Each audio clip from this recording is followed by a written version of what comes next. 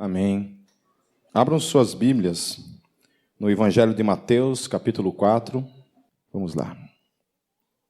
E então Jesus foi levado pelo Espírito ao deserto para ser tentado pelo diabo. Depois de jejuar 40 dias e 40 noites, teve fome. O tentador aproximou-se dele e disse: Se você é o Filho de Deus, mande que estas pedras se transformem em pães. Jesus respondeu: Está escrito: Nem só de pão viverá o homem, mas de toda a palavra que procede da boca de Deus. Então o diabo levou a cidade santa, colocou-o na parte mais alta do templo e lhe disse: Se você é o Filho de Deus, jogue-se daqui para baixo, pois está escrito: Ele dará ordens a seus anjos a seu respeito, e com as mãos eles o segurarão, para que você não tropece em alguma pedra. Jesus lhe respondeu: Também está escrito: Não ponha à prova o Senhor, o seu Deus. Depois, o diabo o levou a um monte muito alto e mostrou-lhe todos os reinos do mundo e o seu esplendor. E ele lhe disse: Tudo isso lhe darei, se você se prostrar e me adorar. Jesus lhe disse: Retire-se, Satanás, pois está escrito: Adore o Senhor, o seu Deus, e só a ele preste culto. Então o diabo o deixou, e anjos vieram e o serviram. Vamos orar mais uma vez? Feche seus olhos. Senhor, agora mais uma vez nós entregamos em tuas mãos, Senhor, o nosso espírito, e pedimos, Deus, mais uma vez, que a tua voz entre e nos faça compreender, Senhor. Que a tua palavra nos edifique, Senhor, que ela nos ajude, Senhor, a viver, Deus, uma vida segundo o teu coração nesse mundo. Só por meio do teu Espírito, Senhor, nós podemos vivê-lo, Senhor. Ministra, Senhor, nos nossos corações. É o que eu oro em teu santo nome, Jesus. Amém. Jesus tinha acabado de ser batizado por João Batista. E nesse momento em que Jesus é batizado, quando ele está ali, a Bíblia fala que o Espírito apareceu por meio de uma pomba, uma forma corpórea como uma pomba, e ele fez uma afirmação. E naquele momento, a voz do Pai afirmou uma coisa. Diz assim: E eis que uma voz dos céus dizia: Este é o meu Filho amado, em quem me comprazo. O que é interessante nisso tudo é que logo em seguida ele sai dali e a Bíblia diz que o Espírito Santo leva Jesus, conduz Jesus para o deserto, e o texto fala uma coisa interessante ali. O texto fala assim: para ser tentado pelo diabo. Sacanagem, né? Imagine Deus, você está lá procurando viver uma vida de santidade e Deus simplesmente encaminha você para uma situação em que você será tentado. Eu não estou dizendo que Deus faz isso com você, mas no caso de Jesus foi assim. A Bíblia fala que tudo aquilo pelo qual nós somos tentados por coisas que já estão dentro do nosso coração. Se você me apresentar um prato de cocaína na minha frente, eu não vou, para mim aquilo ali farinha dá na mesma. A diferença é que farinha eu como e aquilo ali para mim não vai fazer diferença nenhuma, que eu vou jogar fora. Se você acender um cigarro de baseado para mim, não vai fazer diferença nenhuma. No máximo eu vou ficar vendo ela queimar. Mas não vou puxar na boca, segurar a respiração e dar um tapinha. Estou sabendo porque eu já vi todo mundo fumando, então você sabe como é que é. Inclusive muitos de vocês. Então tem coisas que para cada um de nós tem um efeito. E a Bíblia fala então que nós somos tentados por coisas que estão aqui dentro de nós já. Daí cada um desenvolve áreas na sua vida que você é tentado então por essas áreas que estão aí. E algumas são adquiridas por um momento de idiotice, um momento de bobeira, em que a gente, de repente, vai na onda de um amigo.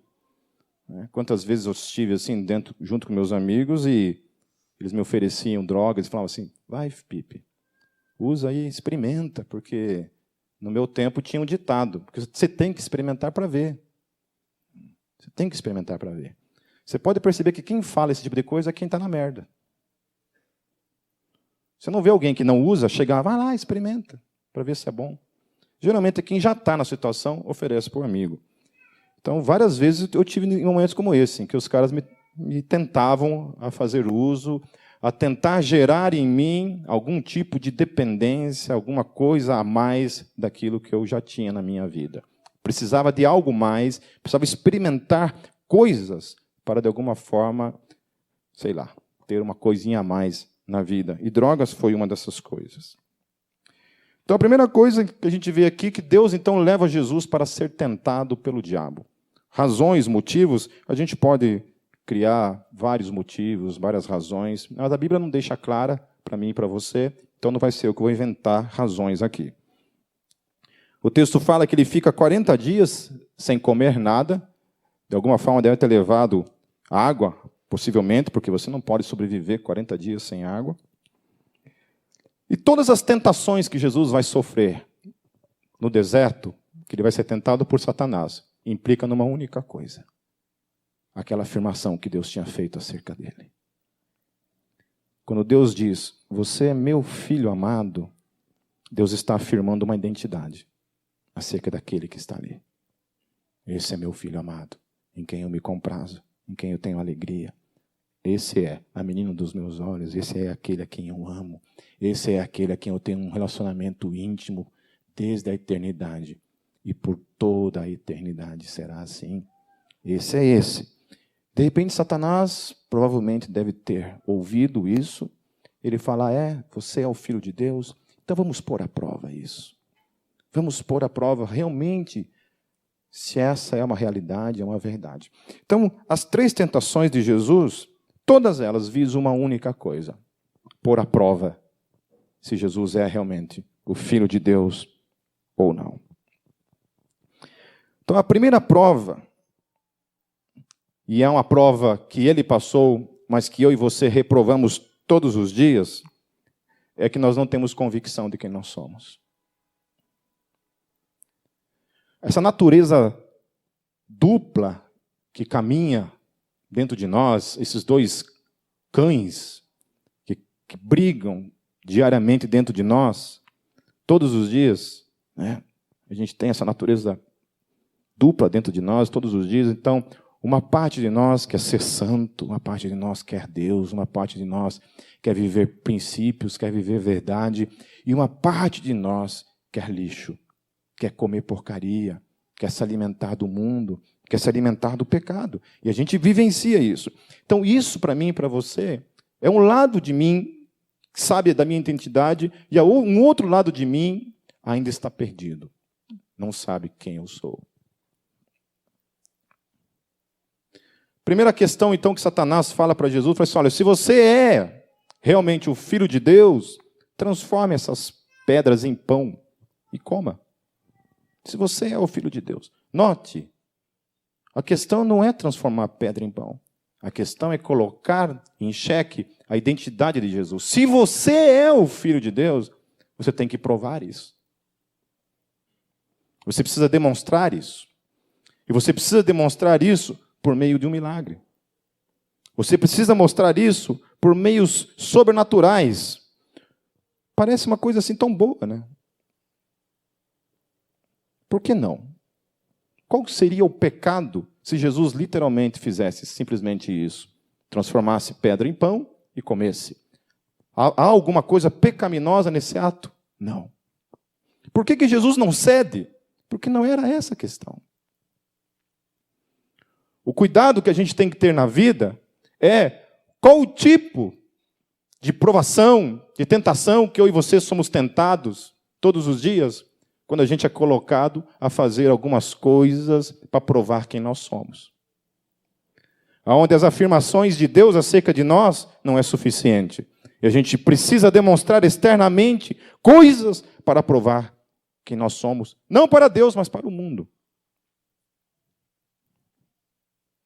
Nenhuma necessidade básica da vida pode ser mais evidente para mim e para você do que ter uma vida de comunhão íntima com Deus. Uma vida de busca, de ouvir a voz de Deus. Por Jesus saber quem Ele era, por Ele saber do amor do Pai por Ele ter convicção da sua identidade, Ele não precisava de nada externo que demonstrasse isso. Ele simplesmente sabia quem era e não ia entrar na onda do diabo. E ele responde Satanás de uma maneira bem interessante. Ele fala assim para Satanás: não só de pão vive o homem, mas de toda palavra que procede da boca de Deus. Que palavra que ele está falando?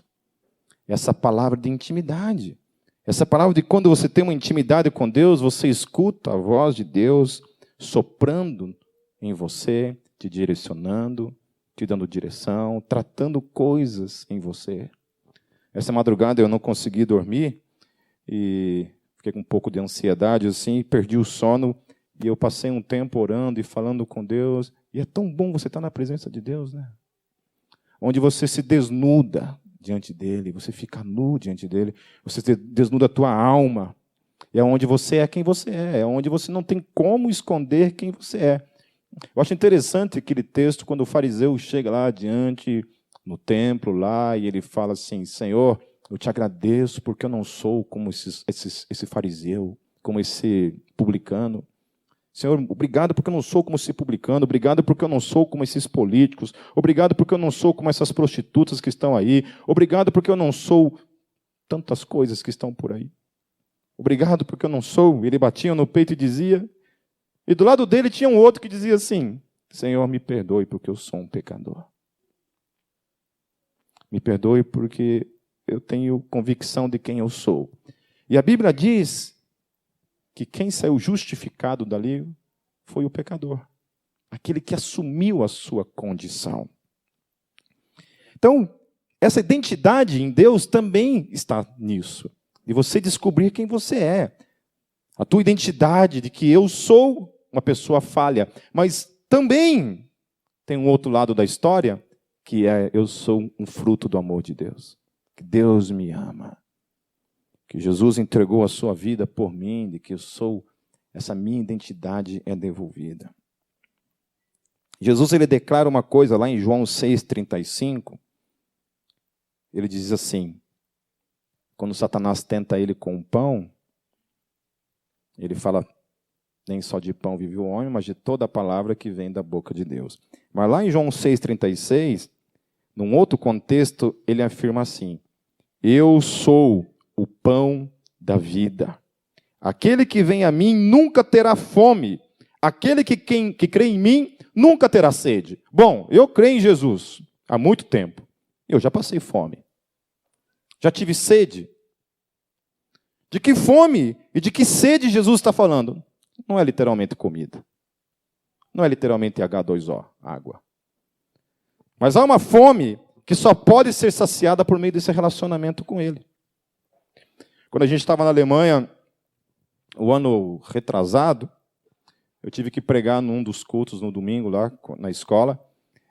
E uma das coisas que eu estava falando para eles era acerca daquela passagem que Jesus fala: a fome já foi saciada. Quando ele prega o evangelho para aquela samaritana, ele fala assim: a minha fome já foi saciada. A minha fome é cumprir a vontade de Deus para a minha vida. Eu estava falando para aqueles alunos ali, falei assim: vocês atravessam os oceanos, vocês caminham, vocês vêm aqui nesse lugar por causa de uma única coisa que queima dentro de vocês. A fome por Deus. A fome de fazer a vontade de Deus na nossa vida. A gente é encaminhado. A gente acorda todos os dias e mesmo que a gente não queira, o ser humano foi criado para servir o Rei dos Reis. É essa fome que está levando o Renan e a Francis para a Alemanha. É essa fome que está levando o Kenny e a Micaela para a Índia. É essa fome que leva vocês a pregar o Evangelho. É essa fome. A fome de cumprir a vontade de Deus. E quando a gente cumpre essa fome de Deus na nossa vida, a gente é saciado. Então, uma das fomes que queima dentro de mim, de você, todo momento, e é a razão pela qual muitas vezes a gente se entrega ao pecado, é que a gente entende que essa fome é suprida por outras coisas, que não seja o relacionamento com Deus. Essa fome de estar na presença de Deus, de buscar a Deus. Como Jesus tinha convicção acerca de quem ele era, acerca da sua filiação, ele tinha na mente ainda aquela palavra que veio da parte do Pai, como ele tinha convicção da sua intimidade com Deus, porque ele já estava 40 dias num deserto. Satanás veio provar logo quem, né?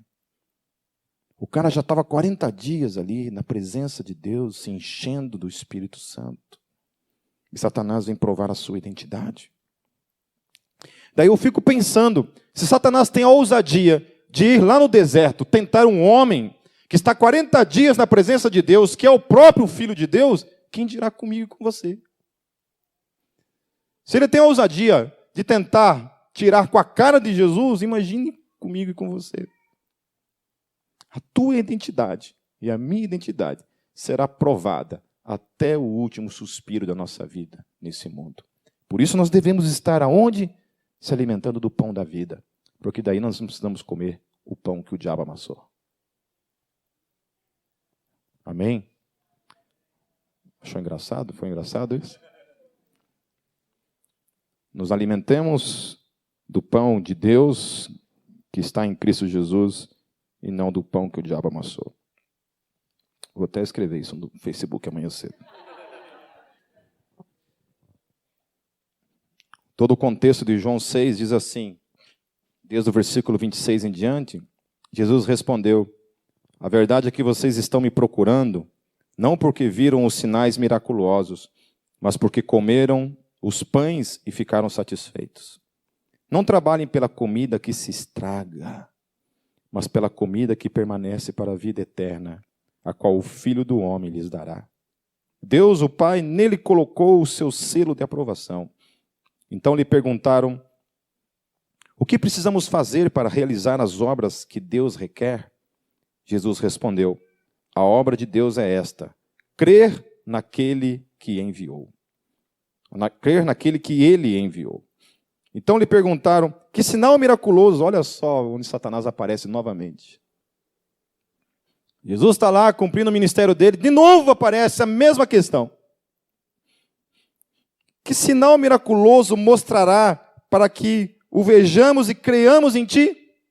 Novamente a identidade dele é colocada à prova. Bom, se você é, então faz aí um milagre, faz alguma coisa, demonstre que você é realmente quem você diz ser. Que farás? Daí eles falam, nossos antepassados comeram maná no deserto, como está escrito, ele lhes deu a comer pão do céu. Declarou-lhes Jesus, digo-lhes a verdade, não foi Moisés quem lhes deu o pão do céu, mas é meu Pai quem lhes dá o verdadeiro pão do céu. Pois o pão de Deus é aquele que desceu do céu e dá vida ao mundo. Disseram eles, Senhor, dá-nos sempre desse pão. Então Jesus declarou, eu sou o pão da vida. Aquele que vem a mim nunca terá fome. Aquele que crê em mim nunca terá sede. Então isso também tem um pouco a ver com aquilo que o Brunello estava falando há 3 domingos atrás. Como você resiste às tentações, às provações, tem um segredo. Jesus simplesmente não apareceu ali, sendo tentado por Satanás, cheio de si mesmo, mas cheio do Espírito. Você só consegue vencer o mundo e vencer essa guerra travada diariamente dentro de você, se enchendo de Deus. Essa é a grande verdade. Comendo desse pão que é o próprio Deus na minha e na tua vida. Eu não sei quantos aqui já experimentaram isso, uma vida profunda de intimidade com Deus. De querer Deus, de não conseguir parar de orar, de querer estar o tempo todo na presença de Deus, sendo cheio de Deus. Já sentiu aquela coisa te preencher com um sentimento que nada no mundo pode ser comparado? um toque especial do Espírito aqui dentro da alma, do coração, que você pensa assim, por que eu não morro agora e vou direto para o céu? O tempo, as coisas se apagam novamente, a gente perde dessa manifestação de Deus na nossa vida. Jesus ele fala então que o grande segredo disso tudo está lá em Isaías 30:15. No arrependimento e no descanso está a salvação de vocês. Na quietude e na confiança está o seu vigor, mas vocês não quiseram. Jesus está dizendo isso lá atrás. Ele fala assim, eu sou o pão da vida. Venha a mim, coma. Eu sou o teu descanso.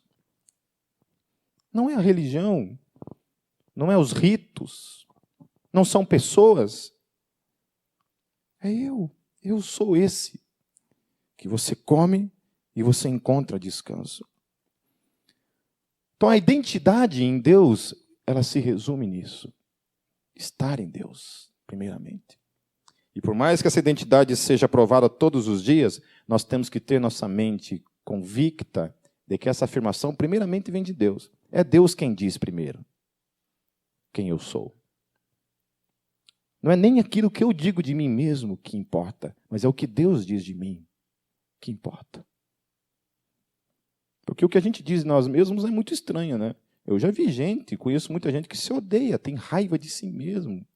Ou às vezes não tem um ódio total por si mesmo, ou às vezes tem realmente ódio total por si mesmo, mas às vezes tem ódio total por partes de si mesmo. Às vezes não se gosta fisicamente, né? Se olha no espelho, não gosta muito daquilo que vê. Talvez pense que Deus errou no projeto, né? Gostei de uma publicação da Vanessa, acho que foi ontem, publicando assim, eu gosto de ser assim, e amém. Até eu curti lá na hora, falei, isso aí. O que importa é você amar, ter consciência e buscar em Deus a sua identidade. A segunda área da identidade é quando Satanás faz justamente o contrário. Então, a primeira parte, você tem que comer de Deus, né? Se alimentar da palavra de Deus. A segunda parte é quando ele faz o contrário. É quando ele faz uso exatamente da palavra de Deus como tentação. É quando Deus vai usar isso que você tem nas mãos, aí, a tua Bíblia, para provar a tua própria identidade. Primeiro ele diz, se você é filho, opera um milagrezinho aí, vai. Prova que você é. Depois ele diz, sua identidade não pode se resumir simplesmente em quem você é. Então Jesus responde que não só de pão vive o homem, mas de toda palavra que procede da boca de Deus. Satanás pensa, então já que mencionou a palavra de Deus, vamos a ela. Da palavra de Deus? Então vamos a ela, então. Então, se você se alimenta dessa palavra, faça uso dela para provar a sua identidade. Jesus usa a palavra e ele fala, você gosta de usar a palavra? Então vamos à palavra, então. Vamos usar a palavra para provar a sua identidade. Você já viu gente usando a palavra o tempo todo para provar quem é? Para afirmar coisas? Quando eu estou falando de usar a palavra, eu estou falando de usar a palavra de modo distorcido, não de modo certo. Que existem coisas na Bíblia que falam acerca de mim, que amém, é isso mesmo. O problema é quando eu faço uso dela para evidenciar coisas que ela não está dizendo. Para, por exemplo, provar quem eu sou. A identidade de Jesus estava em quem ele era e não nas coisas que ele iria realizar. Quando o Pai diz, este é meu filho amado em quem me comprazo, Jesus não havia realizado nenhum milagre ainda. Não é interessante isso? Você é amado por ele não pelas coisas que você faz ou deixa de fazer, mas por quem você é. Jesus não tinha feito nada. Ele tinha recém se batizado, entrado na água lá em obediência, e aí ele recebe essa afirmação, esse é meu filho. E é justamente por causa de quem ele é por causa dessa identidade de quem ele é que é possível, então, recebermos a aceitação da parte de Deus. Paulo ele fala assim, se quando éramos inimigos de Deus, fomos reconciliados com Ele mediante a morte de seu Filho, quanto mais agora, tendo sido reconciliados, seremos salvos por sua vida. Aleluia. Nós não tínhamos identidade fora dele. Foi Jesus que conquistou a minha e a tua identidade em Deus. O texto de Paulo fala que nós éramos o quê de Deus? O que fala ali? Quer que eu leia de novo? Se quando éramos inimigos de Deus, ponto. Você sabia disso? Que você era um inimigo de Deus? Você era um inimigo de Deus. A Bíblia fala. Pô, mas o que eu fiz para Deus? O texto fala que nós éramos inimigos de Deus. E essa identidade que a gente só recebe por causa dele. Por causa desse Filho amado, que é Cristo Jesus, por causa dele na minha vida, eu recebo uma identidade. Aonde diz isso? Por exemplo, lá em Gálatas 2:20, fala assim: fui crucificado com Cristo. Repita comigo, tá? Fui crucificado com Cristo. Assim, já não sou eu quem vive, mas Cristo vive em mim. A vida que agora vivo no corpo, vivo-a pela fé no Filho de Deus, que me amou e se entregou por mim. Você hoje tem uma identidade porque aquele que vive em você é o amado de Deus. Por causa daquele que vive em mim, que é o amado de Deus, Deus então agora me deu uma identidade nele. E agora eu estou em Cristo Jesus. Essa é a tua identidade, que ninguém pode tirar nunca mais da sua vida. Quando perguntarem para você assim, qual é a sua identidade? Eu sou aquele a quem Cristo habita. Lá no meu blog, lá está lá, quem eu sou. Primeira coisa, antes de qualquer outra coisa, discípulo de Jesus Cristo. Sou aquele selado por Ele, amado por Ele. A grande identidade minha e tu é essa, que ninguém pode roubar de você nunca mais. Porque essa é a grande conquista de Jesus para mim e para você. A sua identidade. Eu sou de Cristo. Eu fui crucificado com Cristo. Eu já não sou eu mais quem vive, mas é Cristo Jesus que vive em mim. Por isso que todos os dias o Pai pode dizer acerca de mim e de você: este é o meu Filho amado em quem eu tenho alegria, em quem eu tenho comprazo, em quem eu me comprazo. Não por causa das coisas que você faz, mas por causa de quem você é em Cristo Jesus. Não é uma afirmação que você tem que deixar de fazer coisas, não é isso. Mas é uma afirmação acerca de identidade. Nós estamos tratando acerca de identidade. A identidade daqueles que estão em Cristo Jesus também implica em coisas que essa identidade nos leva a fazer, a andar, a caminhar todos os dias. Mas é essa identidade. Por isso a minha crítica, na sexta-feira, acerca da grande crítica que se criou em torno desse tal do Boticário e da propaganda do Boticário, né? A primeira coisa que eu tratei ali é que a igreja tem que parar de querer que o mundo viva a vida cristã. O mundo é mundo. O mundo é exatamente mundo. Quando você assiste, por exemplo, um Jurassic Park, o nome Jurassic Park propõe o quê? O que você vai ver num filme como esse?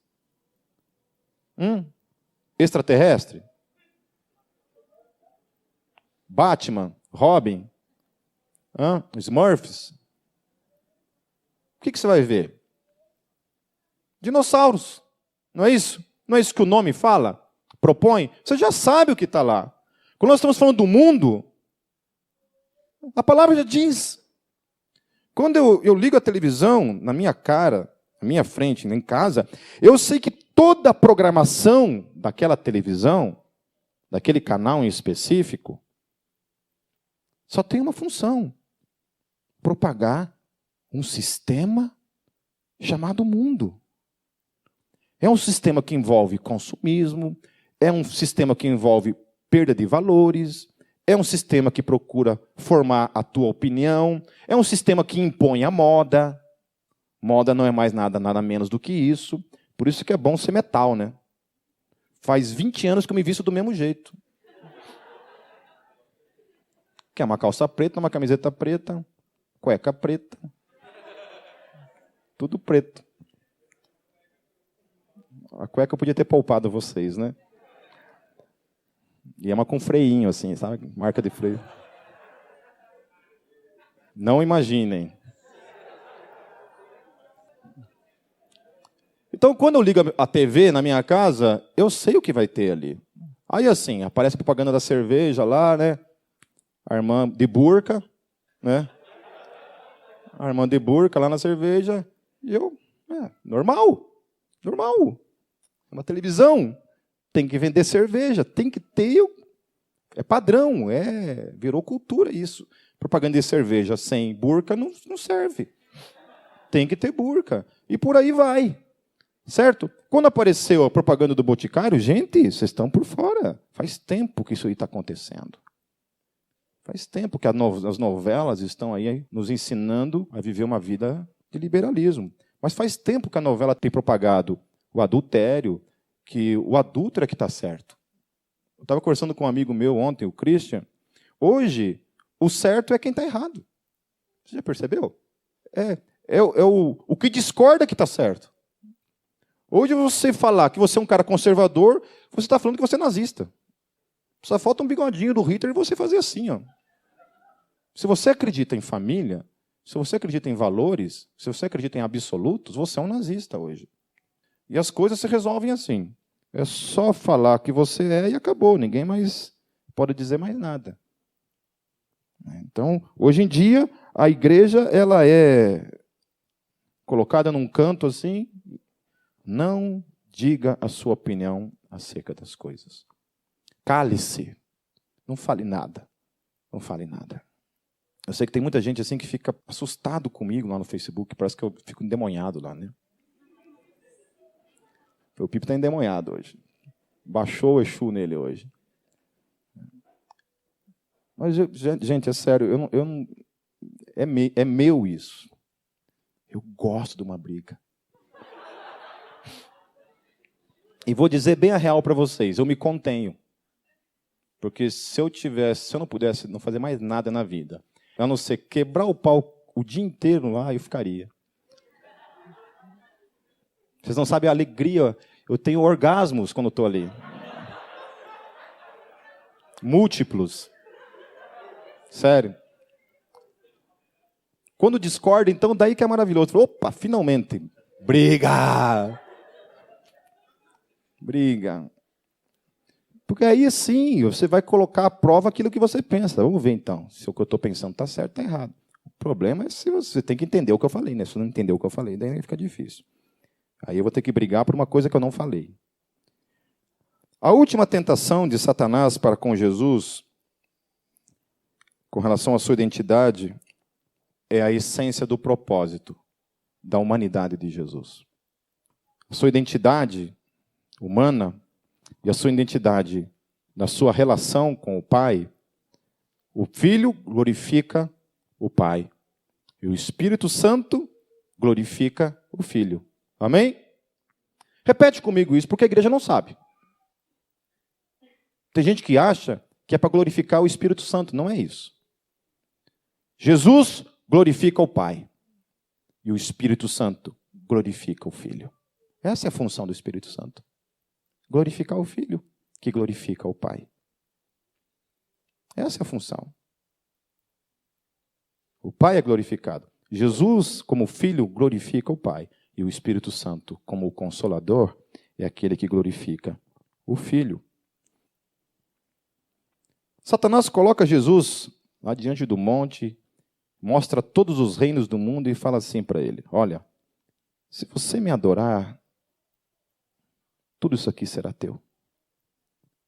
Me adore. Identidade.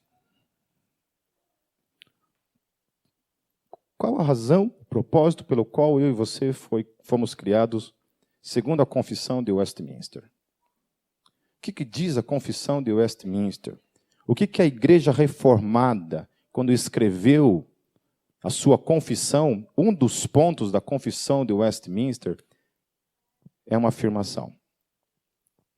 O fim principal do homem é glorificar a Deus. Glorificar a Deus e se alegrar nele para sempre. Satanás tenta roubar dele isso. Jesus, me adore. Me adore. Vamos, me adore. Se você me adorar, eu te dou tudo isso. Jesus respondeu a ele como? Vai-te, Satanás, porque somente ao Senhor teu Deus prestarás culto. Aleluia. Somente ao Senhor seu Deus prestarás culto. Culto. Aí eu fico pensando nas tantas coisas que a gente presta culto todos os dias, nas coisas que a gente é tentado, pelo menos, a prestar cultos, a vender nossa alma, a vender o nosso coração, a vender nossos valores. Eu gostei muito de uma situação que uma pessoa aqui da igreja essa semana estava me falando. Disse que no trabalho ele tinha que ir lá testemunhar para a empresa. E a empresa falou assim, olha, só que lá você vai ter que falar isso. Eu falei, mas não foi isso que eu vi. Não foi isso que eu vi. Eu vi outra coisa. Não, mas você tem que ir lá falar isso. Você não tem que ir lá falar que você viu outra coisa. Você tem que falar isso. Eu falei, não, mas como assim? Você está querendo que eu minta? É isso? Você está querendo que eu minta? Às vezes você adorar Satanás não é necessariamente você se prostrar diante de um demônio apenas, mas às vezes é negociar valores. Às vezes é negociar o evangelho. Às vezes é isso. Então, para conclusão, 3 coisas. Primeiro, a sua identidade está em Cristo. Amém.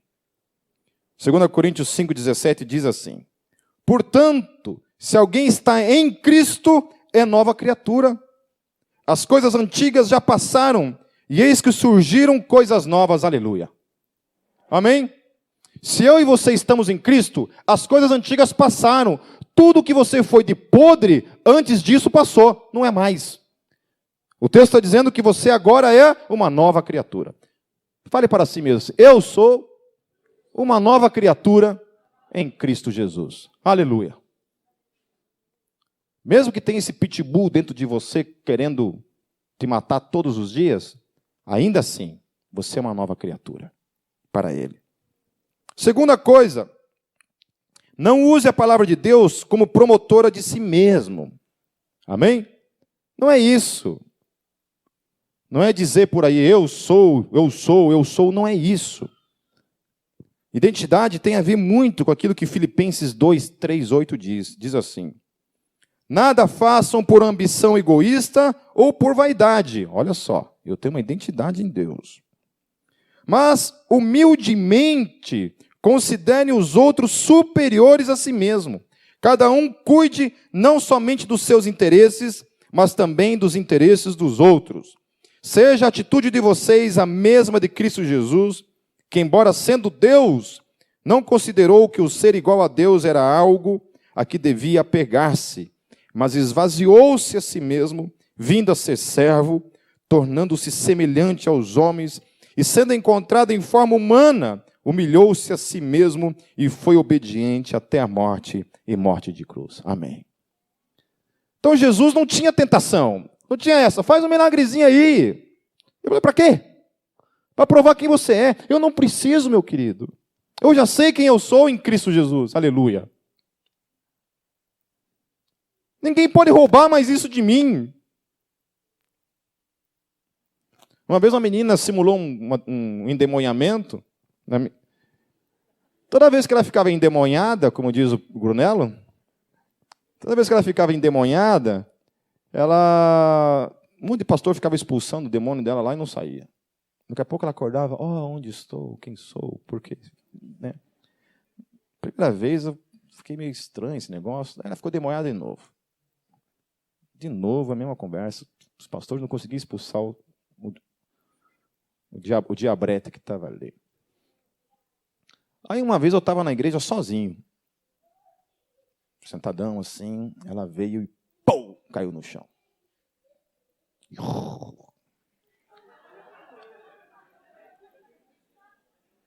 Não saí correndo não, se você está imaginando isso. Fiquei ali olhando.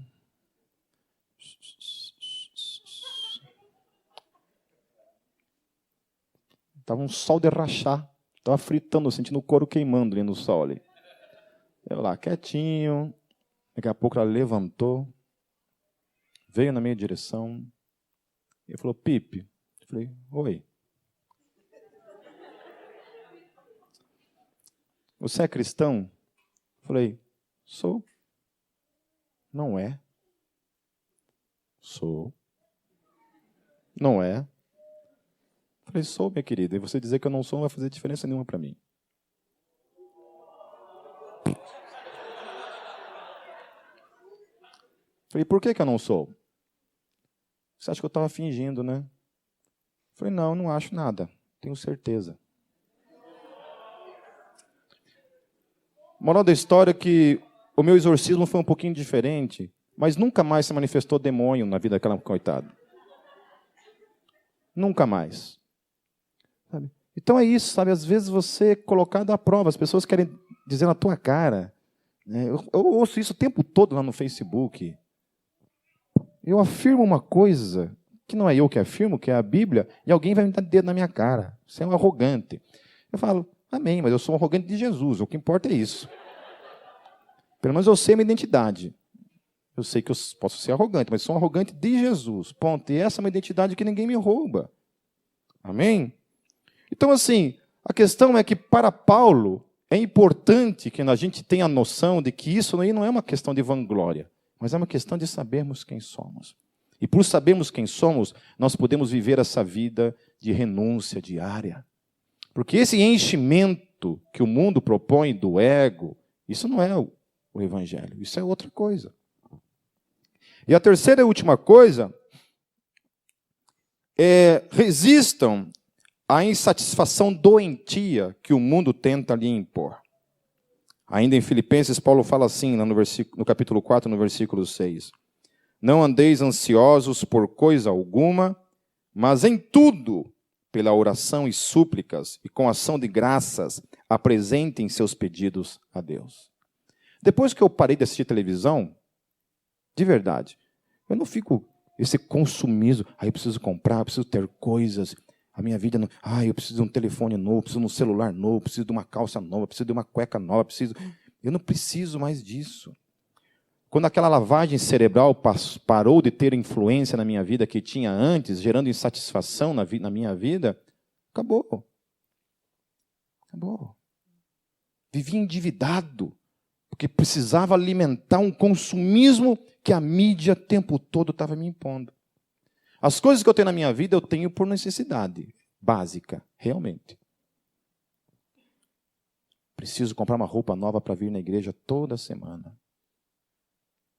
Não é a realidade de vocês, porque vocês nem têm dinheiro para comprar, a primeira coisa, né? Tem até a vontade, mas não... O Senhor Jesus venceu por mim e por você. Mas não se preocupe quanto a isso. Não se preocupe quanto a tudo aquilo em que eu e você falhamos no nosso dia a dia. Porque a minha identidade, a tua identidade não se resume a isso. Se resume a Ele, que está em mim, está em você.